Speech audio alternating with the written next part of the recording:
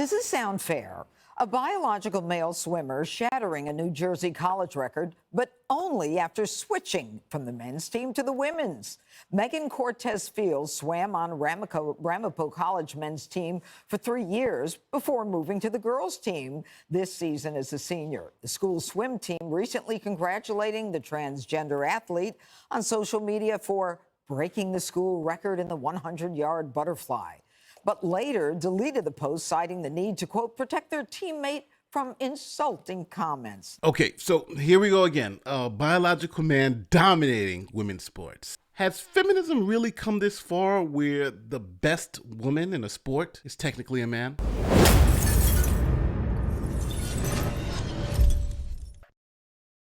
This is Megan Cortez Fields. Now, she's a failed male swimmer at the college level, but not for long. See, Megan's college career has taken on new life. She switched genders and went from being the middle of a packed male swimmer to now the top women's swimmer at the school. Transgender college swimmer in New Jersey is making some waves today. This after breaking her school's record after transferring from the men's team over to the women's. Megan Cortez Fields smashed Ramapo College's 100-yard butterfly record on Saturday. She's now facing backlash, fierce backlash from some critics. This includes Riley Gaines, who joins us now. Riley is an Outkick host, former NCAA swimmer herself, and director of the Riley Gaines Center at the Leadership Institute. Riley, actually, you know what? I'm going to quote you, which I don't usually like to do. I'm going to quote you to you and then get you to dig into it for us. You told Fox News earlier, quote, those who choose to remain blind to the injustice of allowing mediocre male athletes to become record-breaking female athletes are either incompetent or misogynists. Women are being asked to smile and step aside and allow these men onto our teams, all the while stripping us of opportunities, privacy, and safety. All right, so let me give you the details on this before I get canceled and for speaking the truth. Megan Cortez Fields, she was at the Cougar Splash Invitational in Dallas, Pennsylvania. I didn't even know there was a Dallas, Pennsylvania. And in the 100-yard butterfly, she set the school record with a time of 57.22 seconds, finishing 2 seconds ahead of the second place swimmer. Here's that full video so you can see this trans swimmer, biological male, destroy the women in the event.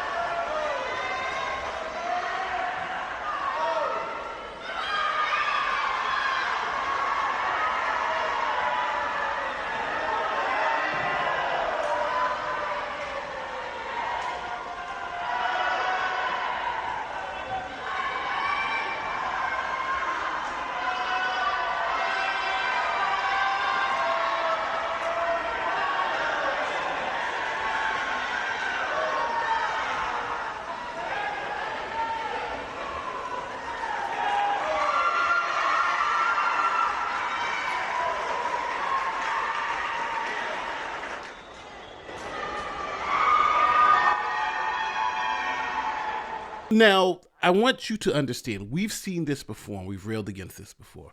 Remember, you know the name Lia Thomas. Now, Lia Thomas is the person who did the exact same thing.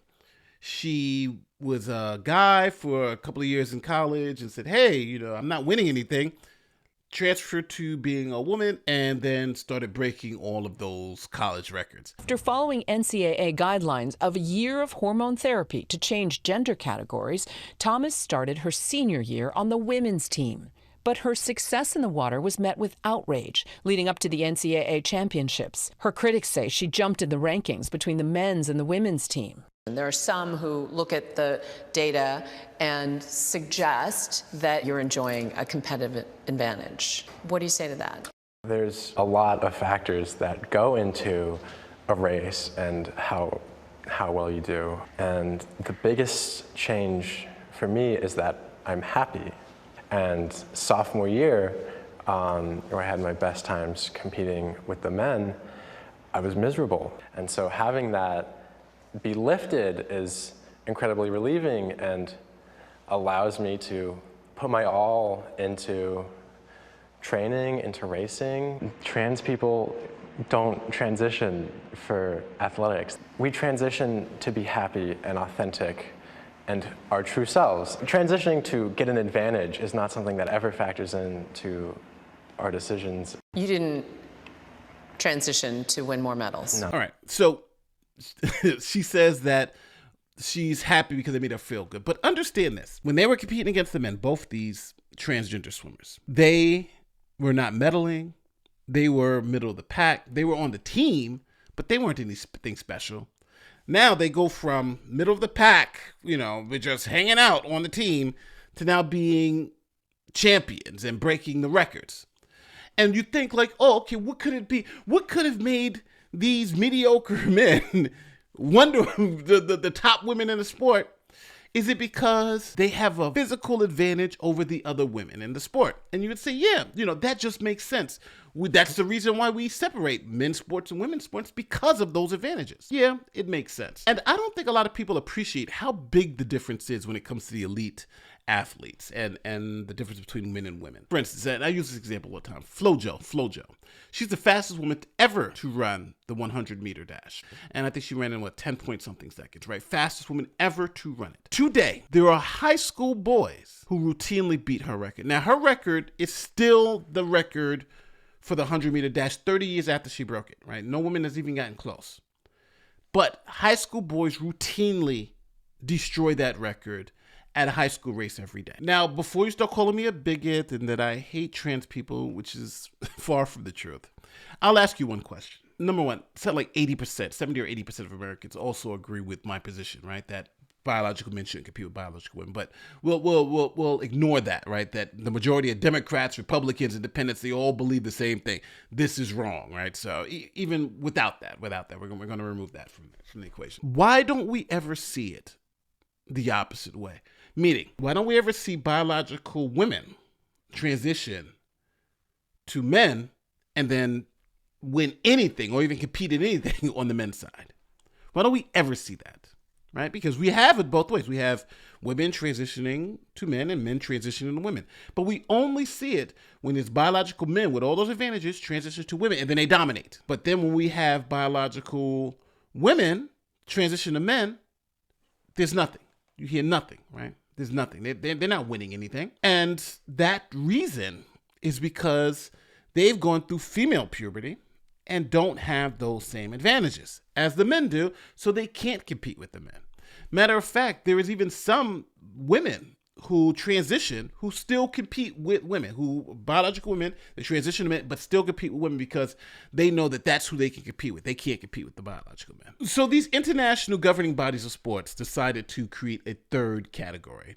And that third category was just to let anybody, male, female, if you want to compete, you compete in this third category. So you have the female category, the men's category, and this open category where, hey, just anybody can go compete and win medals, the same as any of the other categories. But the transgender athletes who they were trying to market this to and have a part of this with all other athletes, they rejected it and essentially boycotted it. Here's what happened when the international governing body of swimming instituted the open category to help alleviate this issue. Well, in Germany, plans to accommodate transgender swimmers at the World Cup starting today have been scrapped. World Aquatics has created a so-called open category for transgender competitors. That grouping was canceled after it received no entries. Swimming's governing body has banned transgender competitors for major events like the Olympics and World Championships. Okay, I just have to correct this one little quick point that she just said. That's just not true. If you're a transgender, you can compete in the Olympics. There was no ban against transgender people for the Olympics. The only restriction was to protect the women's category. You have to be a biological woman to compete in that category. Trans people could still compete in the Olympics. If they're a biological woman, they could compete. If they were a biological male, they compete with the men. There was no bar. But what they did say was that if you're a biological male, you cannot compete with the women. We turn now to Julie Gunlock, director of the Independent Women's Forum. Julie, great to be with you as always. So what do you make of the fact that for a major swimming competition, no one signed up for this so-called open category? Well, it reveals what this is all about. It is about men who do not compete well in a male category, so they don't compete well against their fellow men, entering female spaces, female competitions, and knowing that they have an advantage over women biologically and competitively, and beating those women and then taking scholarships, taking awards, taking medals, taking trophies, taking scholarships.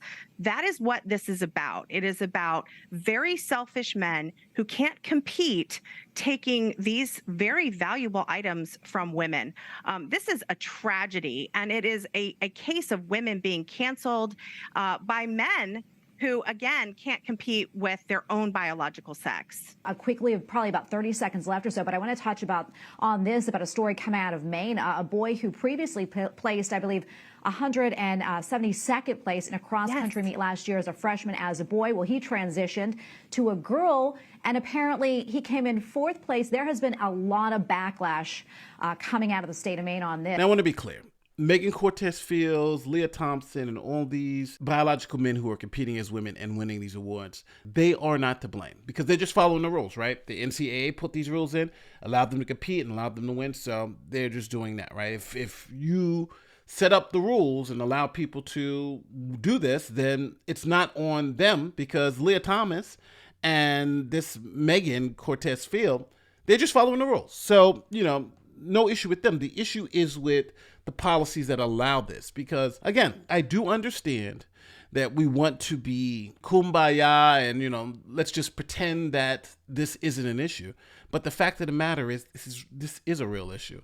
And there are real people being hurt because, again, the reason why we have women's sports segregated from men's sports is this exact issue. And now to just pretend that that's not the reason and that, just because you're a guy and you feel like a woman, you should be allowed to then compete against women and win all their medals and things of that nature. It just doesn't make sense to me. And again, like I keep saying, 70-80% of Americans agree with my position. No, I also don't feel that it's accurate. And I don't think that this is a position of the left. Over 70% of Americans don't think that on the competitive level that people who have transitioned, and we should be clear that this swimmer has met the NCAA's criteria in terms of estrogen. So the hormone therapy has gone through. But this is an area where there's vast agreement. It is so different from gender-affirming care for young kids. But I don't see this as a leftist policy. I just think it's insane. Now, that's the Fox News token liberal on the 5, but, it is what it is. But let me know how you feel on this subject. Am I a bigot? Am I not? What am I missing from this? Because I always tell you guys, tell me where I'm wrong in the comment section. What am I missing from this topic? Because, I just don't understand why this is so difficult to see.